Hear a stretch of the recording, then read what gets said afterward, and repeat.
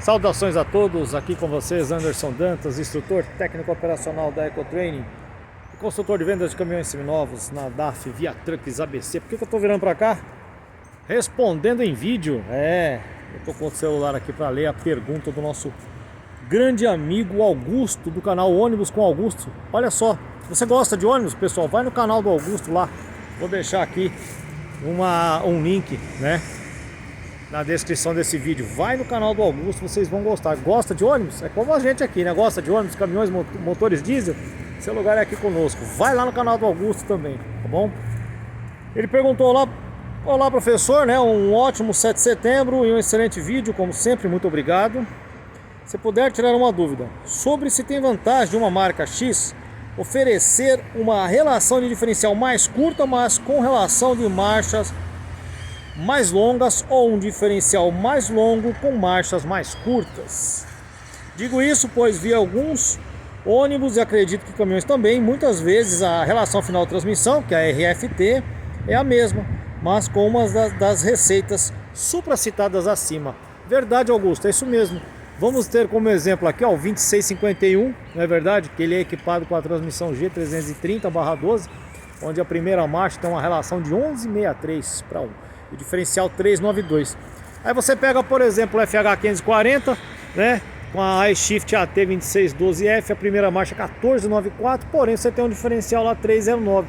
E se você calcular a RFT, tá beirando 45, lá pro Mercedes 46 um pouquinho, lá pro Volvo. Veja só, é muito próximo, na verdade é bem próximo, é bem próximo as relações. Então, cada engenharia, cada montador, de cada fabricante, ela tem lá seus projetos, né?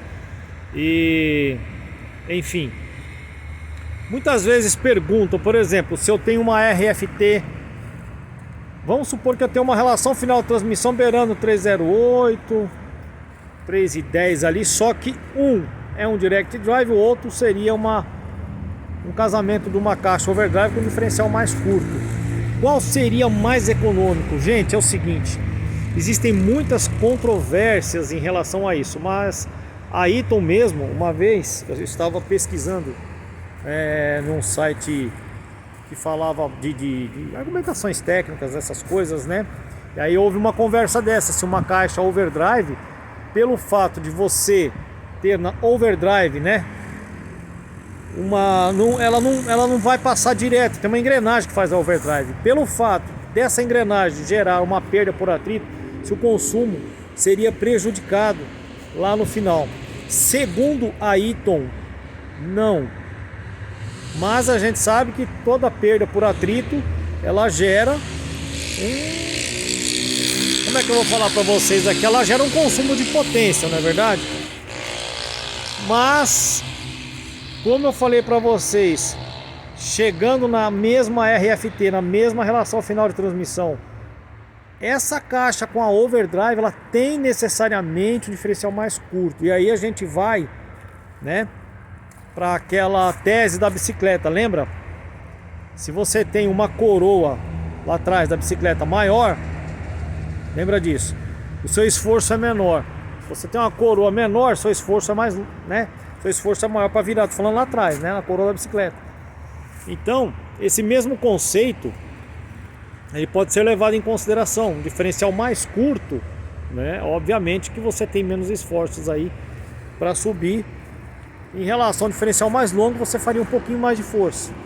Então, talvez, né? Talvez isso seja uma das explicações que a Eaton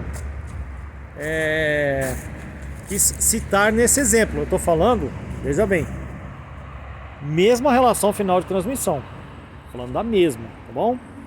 Onde você tem uma RFT com o mesmo resultado, porém, num primeiro momento, uma transmissão direct drive com diferencial mais longo. No segundo momento, uma overdrive com diferencial mais curto. Então, segundo a Eaton, pela mesma RFT, não teria perda, tá? Assim, em relação ao consumo de combustível, haja visto que, em se tratando do mesmo motor, tá bom? Em se tratando do mesmo motor. Mas esse casamento de transmissão overdrive, com um diferencial mais curto.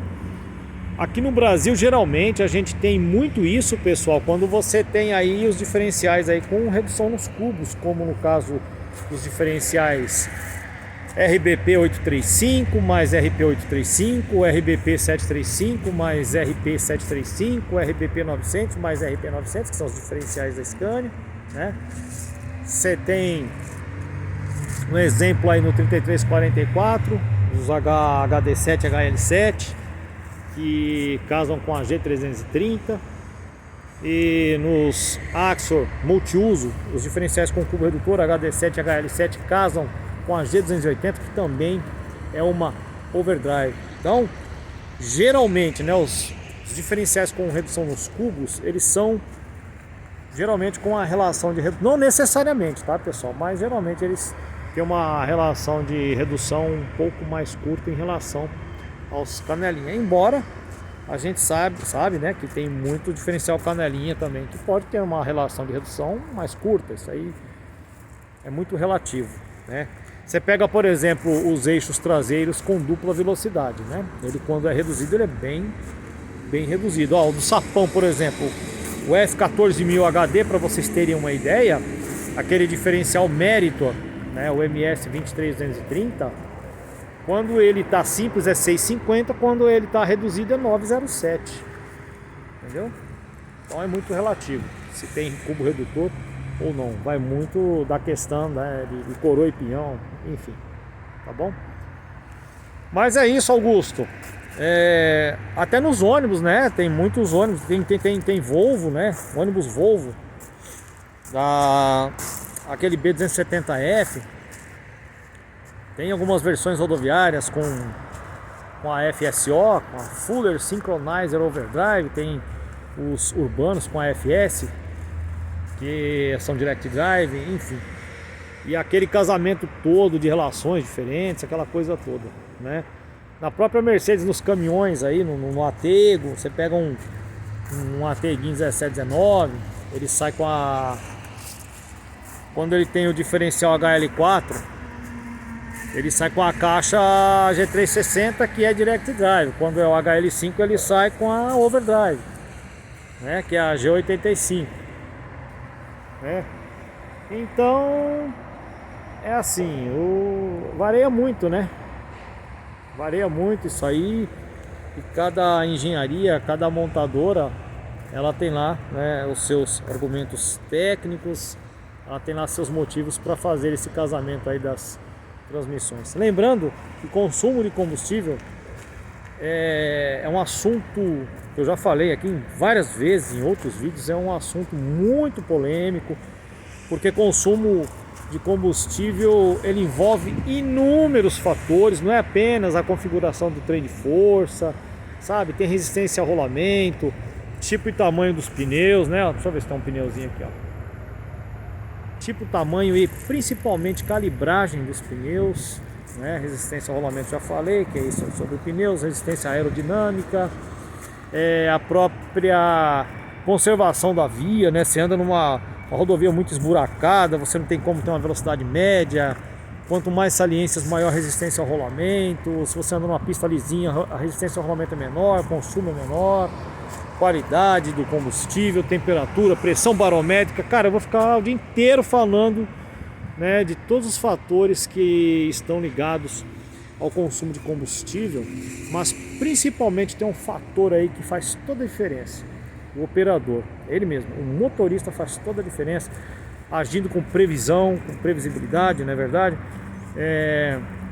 Tentando colocar as técnicas de condução econômica de acordo com a configuração do trem de força do veículo operado, saber utilizar os freios auxiliares com antecedência, certo? Então o motorista hoje ainda faz toda a diferença na operação.